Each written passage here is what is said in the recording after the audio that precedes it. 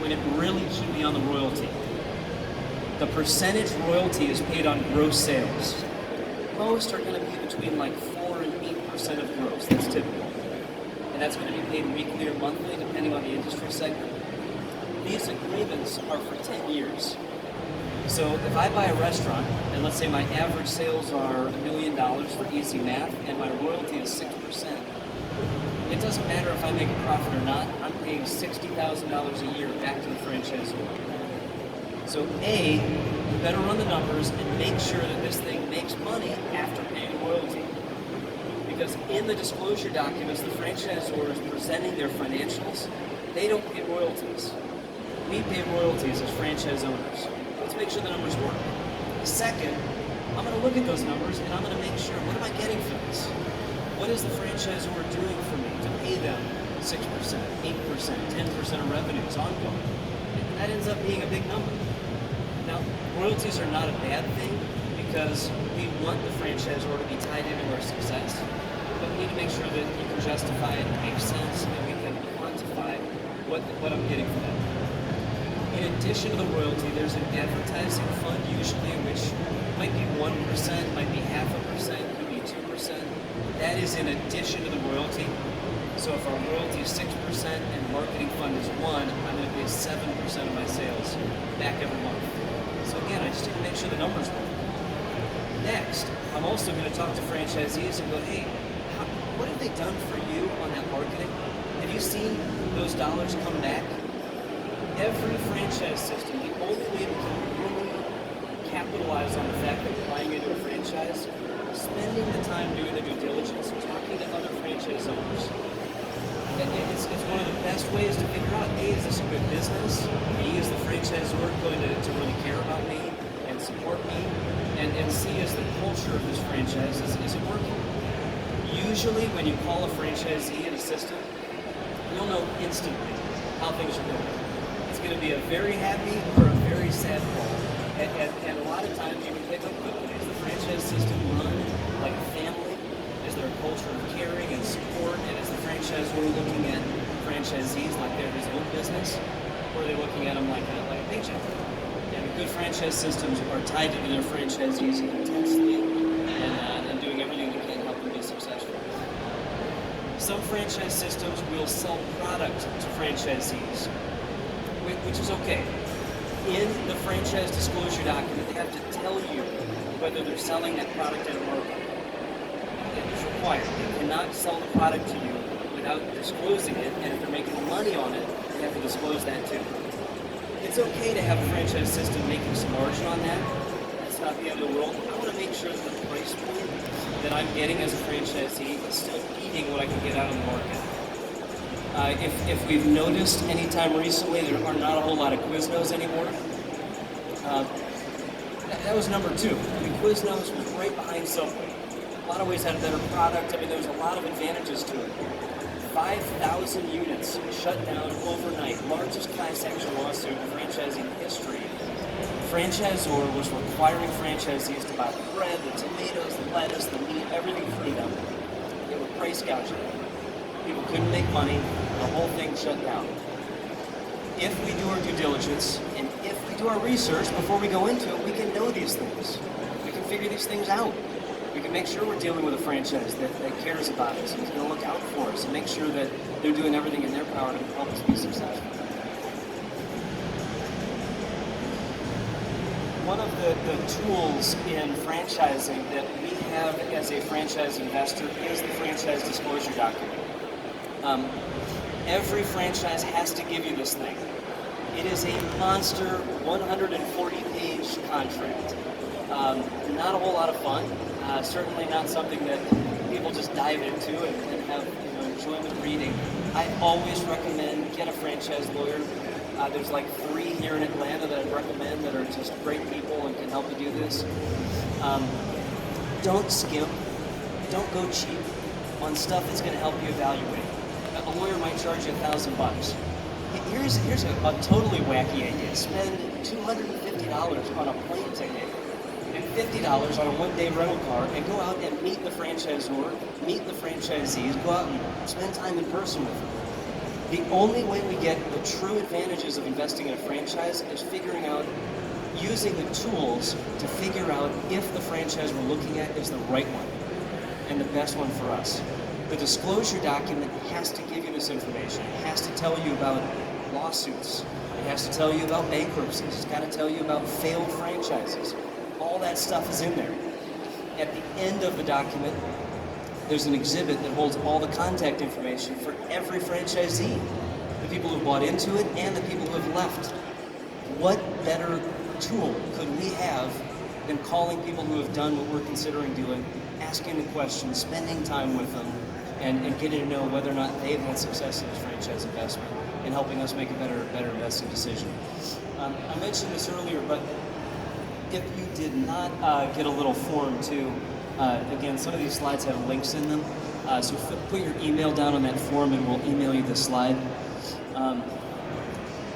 Not all franchises are created equal, and I've worked with some fantastic franchise systems. Jimmy John's, they were bought by a big private equity group, so the culture's changed a little bit. But for the first 1,000 units, I don't think I ever talked to a system owner who wasn't happy, who wasn't making money. They all were raving fans. They were all people that were so happy about being part of it. There was a culture of driving unit level performance, helping people out. It's this whole sort of teamwork. I mentioned Quiznos, I mentioned some of the frozen yogurt industry segment. The key is to find a franchise system that is looking out for us and is treating us like a partner, and not just like a transaction.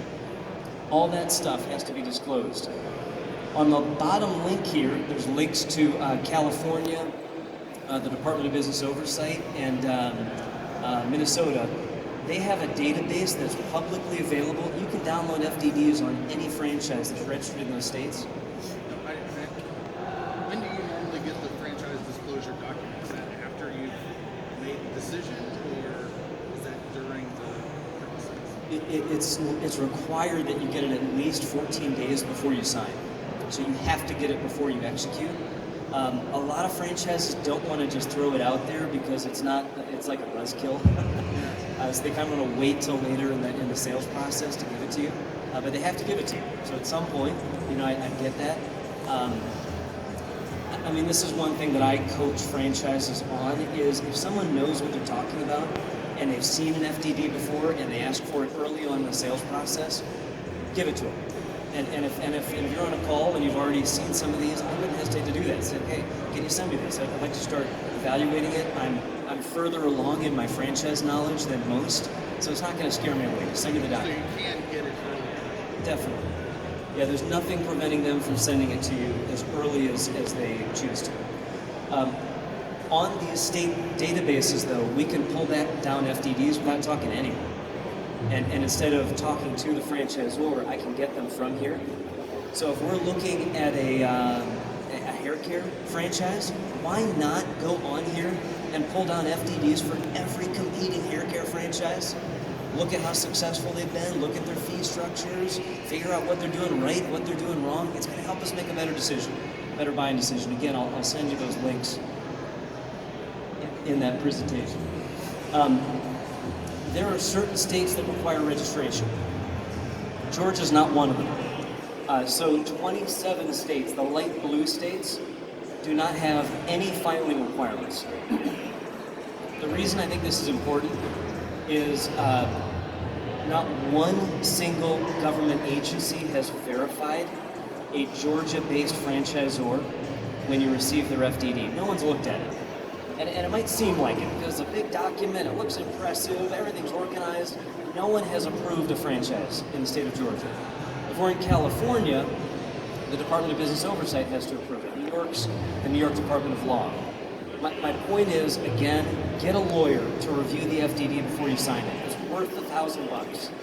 They'll help you go through it. They'll help you analyze it. They'll ask the questions that maybe you didn't think of.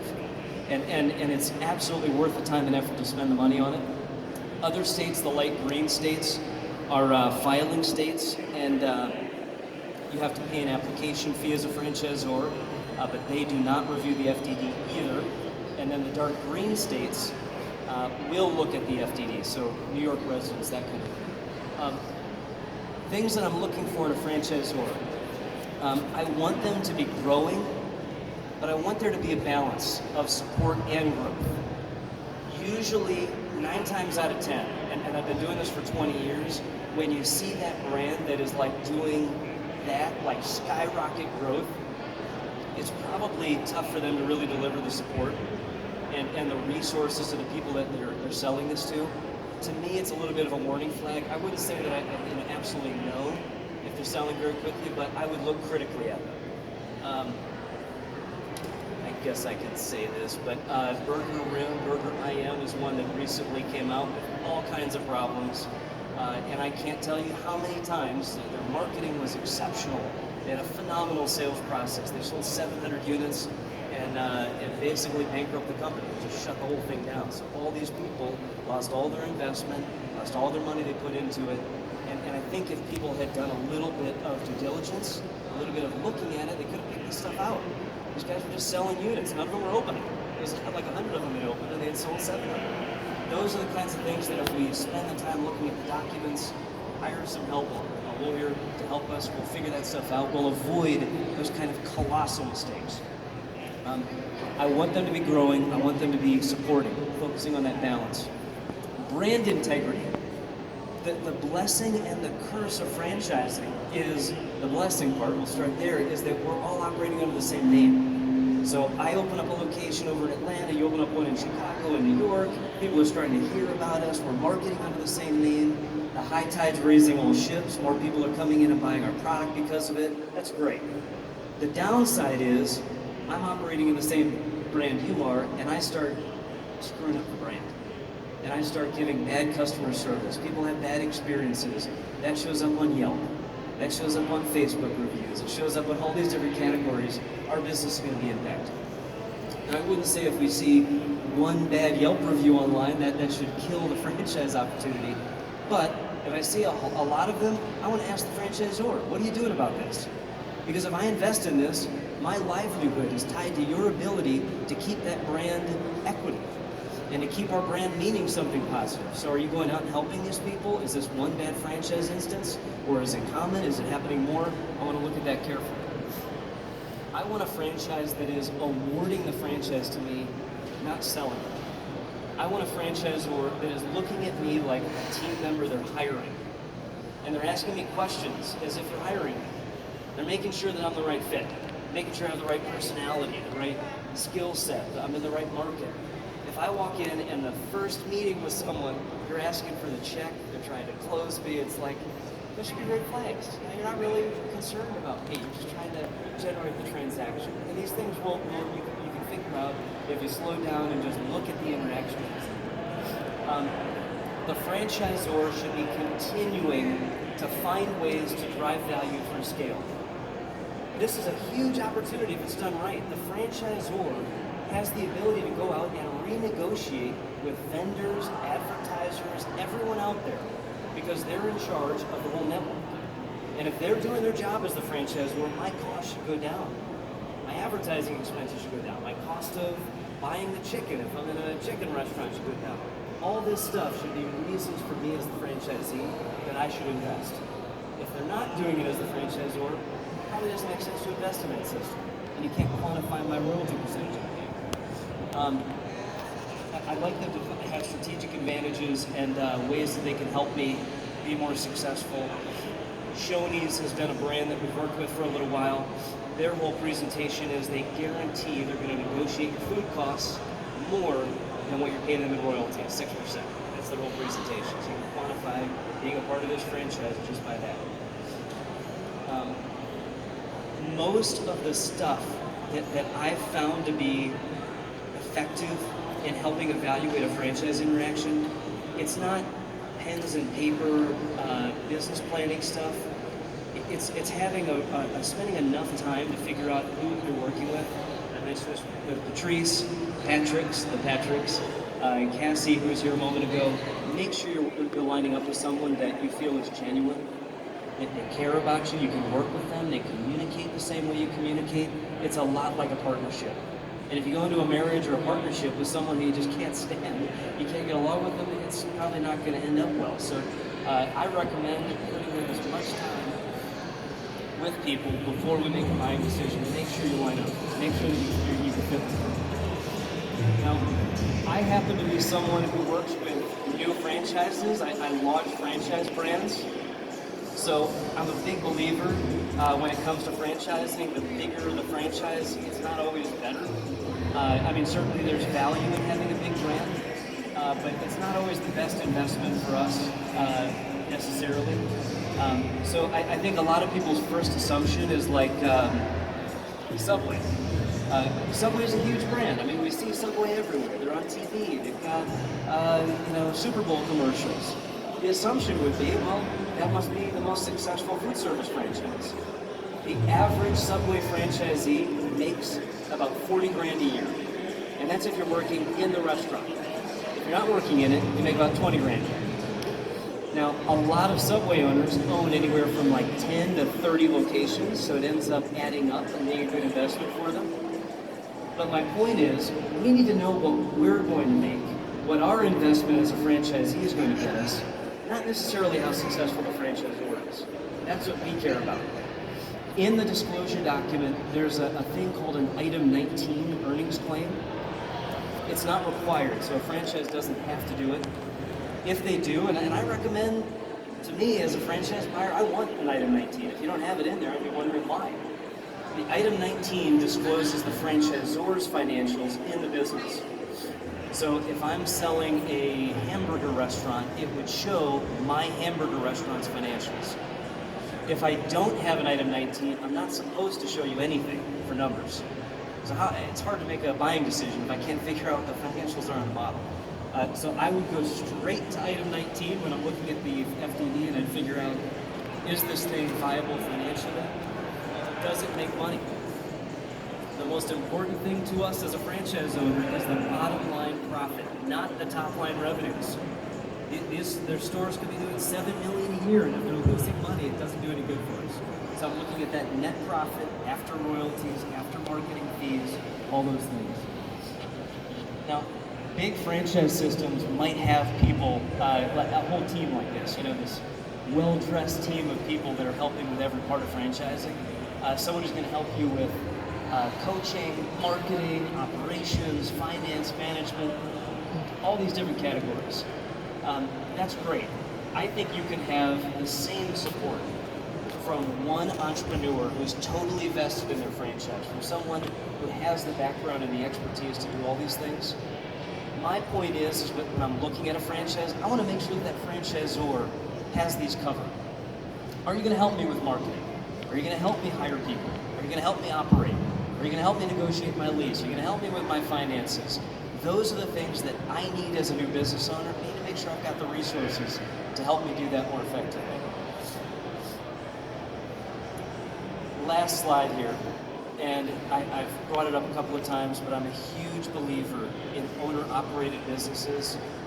If we can find the business, and if we're at a point where we can commit to whatever business we get into, jump into it with both feet, the odds of success go through the roof compared to starting a business that we're not in.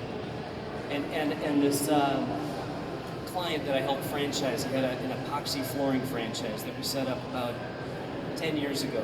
And he worked for Ross Perot's company. He was like a management consulting guy. And he gave me this term, burn the ships. And one weekend, he decided he's going to start an epoxy flooring business. So he went back into his office on Monday and walked around the office and told every single person he worked with, I'm starting this business, here's the name of it, I'm not coming back in. You're not going to see me again. I'm leaving my job and I'm focusing on what I'm doing here. That was his version of burning the ships. Whatever our version is, find the path that we're willing to do that with. I'm telling you from my own experience, Patrick, Patrice, all of us have been as successful as we've been successful, period, because we jumped into it. We put the time into it, we put the energy into it. And if it's a business that we're not willing to do that with, find another business. Keep looking, find the next one that we do feel we have the passion for. We do have the energy for it, then it'll be easy to execute.